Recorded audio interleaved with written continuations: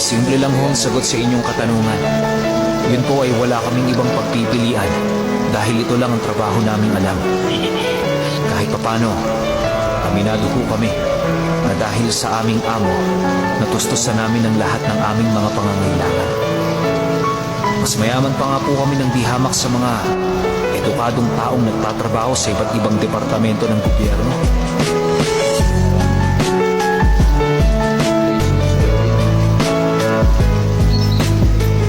Bukas, hiwalay mo na ulit tayong dalawa. December na uli.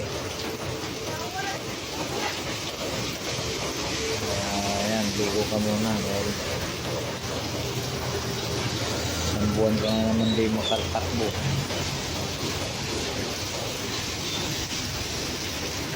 Ano ka na lang muna, pahinga kasi yung isa pahinga muna kayo.